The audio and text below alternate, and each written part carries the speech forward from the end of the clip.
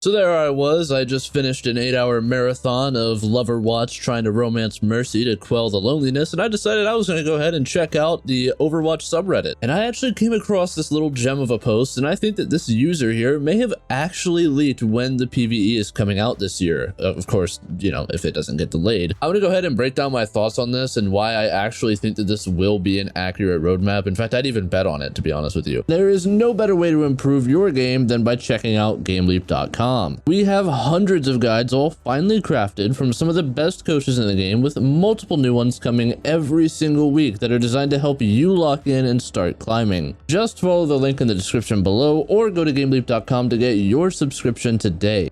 So what this user is mainly speculating on is that in October, we are going to have the PvE officially drop in and come out for us. And to understand exactly where they're getting this from, it's important that we establish a little bit of context. So let's go into how they came to this idea. Okay, so for starters, earlier this year, Blizzard said that they were going to have 2 more supports coming out and then another tank that comes out near the end of the year. So 3 new heroes. And we know that Blizzard also said that they are trying to release a new hero every other season. That way the game is constantly getting some content and getting some new characters to play. Season 3, which is the season we have now, didn't come out with a hero, so that means that next season, Season 4, we will see the first support get launched. And since it's every other season, we can follow the trend a little bit and see that Season 6, we're going to get another support, and then in Season 8, we're going to get a new tank. Now, we know that over the past few years, the biggest point of contention for Overwatch's, franchise has been a lack of content coming, and Blizzard has said that they are going to be trying to adjust for that and trying to make sure that doesn't become a problem with Overwatch 2. So it makes the most sense to me that they are going to space their content out some. You know, they're going to have a new character that drops one season, and that's going to be the major selling point of that season. Then the next season they're going to do something different, and so on and so forth. So it's pretty safe to presume, aside from skins and, you know, the extra stuff, as far as real meaty content goes, these seasons where we're going to have a new hero come out are probably not going to have much else coming. This will let the thinly stretched development team be able to continue to have that sort of consistent content flow. Even though it's not a ton at once, a new hero can add a lot of dynamicism to the game, so it's definitely good enough to just have a new hero in a season. So with that in mind, they've also talked about them bringing in another game mode to Overwatch, which is going to drop with a variety of other maps. And I think another good thing to assume is that Blizzard will only talk about things that are starting to get closer to the launch date, because that just makes the most sense. If you have something that's 2 years out, it might change in between that 2 years, so you're not going to be as talkative about it. So it's actually pretty safe to assume that the more that Blizzard talks about a topic, the closer it's getting to its release date. And since we're hearing more about these maps and these new game modes, or at least they're teasing more about it, it probably is going to come pretty soon. So if Season 4, 6, and 8 all have a new hero coming, Season 5 would be the most likely bit for them to be releasing a new game mode, because it's the closest and it has no new hero during its time. And it's not an exact science. I mean, they might release new game modes in Season 6 along with a new hero and have something completely different planned for Season 5, but it just makes the most sense for the new game modes and maps to be closer to now rather than further out. So following this train of thought, assuming that we have everything correct so far, that means Season 4 has a new hero, Season 5 has the new game modes, Season 6 has a new hero, Season 7 is the 1-year anniversary, and we haven't covered that yet, and then Season 8 is a new tank. Okay, so with all of that in mind, let's talk about what Blizzard has told us about PvE so far. Aaron Keller, who is one of the lead directors at the Overwatch team, has said multiple times that PvE is actually slated for a 2023 launch. In fact, he said it was slated for a late 2023 launch, and that's important. We'll come back to that. He has also said that there is going to be a gradual rollout of content rather than sort of dumping it out all at once with PvE, so that's important to know as well, because it means that it's less likely to get delayed. He's already set the sort of groundwork there,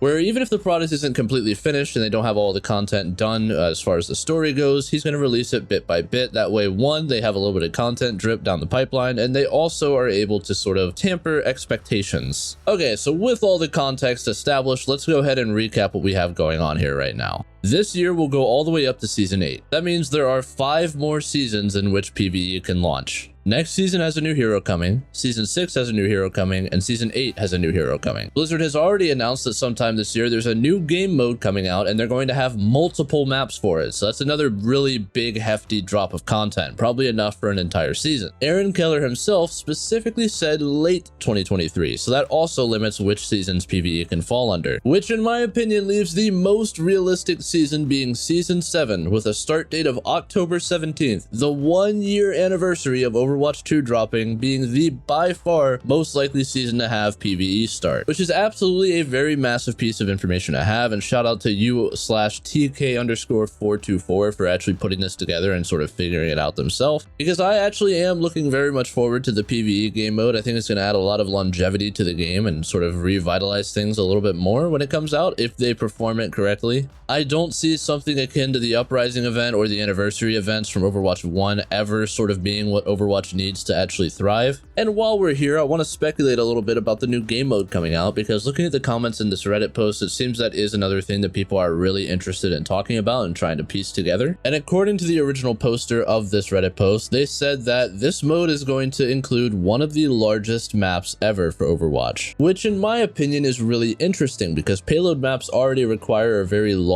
and sort of large map in general, especially hybrids that need to have a really big open first point to make the game sort of balance well. And the OP's speculation is that it could be similar to Battlefield, and when he says that, I assume he means Conquest, which basically there are 7 flags, and each team has to try to hold as many of the flags as they can, and when you hold more flags than the other team, you start to run away over time. And while I think this is possible, I actually don't see a game mode like that fitting super well for a game like Overwatch. It works in Battlefield because it's absolutely massive and sprawling, and there's vehicles, and you're supposed to feel small, whereas Overwatch feels a lot more about a small team having good strategy across all of you, and not really, you know, sort of giving that same vibe that Battlefield does. I think way more likely is a game mode similar to what Team Fortress 2 has in something called 5CP. And now old Overwatch players might panic at the thought of 5CP since we all had a very awful experience with 2CP, but let me go into a little bit more detail. Team Fortress 2 was essentially the precursor for Overwatch. It was the first real class-based shooter of its kind, and the 3 most popular game modes in Team Fortress 2 were Payload, 5CP, and King of the Hill. And it's very clear that Blizzard did take some inspiration from Team Fortress 2 because they brought in that King of the Hill game mode and that Payload game mode. I mean, even the cart healing you was something that came from Team Fortress. So it would make sense to me, since the 5CP maps also tended to be very large in Team Fortress, that they would bring a similar game mode to that in, and that would actually fit what he's saying, where it would be one of the largest maps ever for Overwatch. And 5CP is essentially a tug of war similar to Push, but much better, where there are 5 points and each team starts off at one end, so point 1 and point 5 for each team, and your end goal is to take over all 5 of the points. So what ends up happening is both teams end up clashing in the middle of the map where you fight for the middle point, and then once one team wins, they need to continue pushing until they have all 5 of them unlocked. So while I could see something like Conquest from Battlefield coming into Overwatch, I think it's far more likely they're going to take something from a more established, you know, timeless masterpiece like Team Fortress 2 and take inspiration from that. And it's also entirely possible that neither of us are right, and they're going to come up with their own game mode that's going to blow us all away. I just hope it's a little bit better than Push or 2CP, because both of those game modes have been really bad. And all I'm going to say, right, it's worth noting that the 3 game modes that most people enjoy are all essentially Team Fortress 2 game modes, with Payload, Control, which is King of the Hill, and Hybrid, which is basically just King of the Hill mixed with Payload. And the 2 game modes that Blizzard has tried to go out on their own and create something, you know, from in-house has been Push and 2CP, which is for the most part very lackluster. That's going to do it for today. I hope you guys enjoyed. Be sure to like and subscribe for more Overwatch educational news and guide content, and I hope to see you all again very soon. Take care and peace. There is no better way to improve your game than by checking out GameLeap.com. We have hundreds of guides all finely crafted from some of the best coaches in the game, with multiple new ones coming every single week that are designed to help you lock in and start climbing. Just follow the link in the description below or go to GameLeap.com to get your subscription today.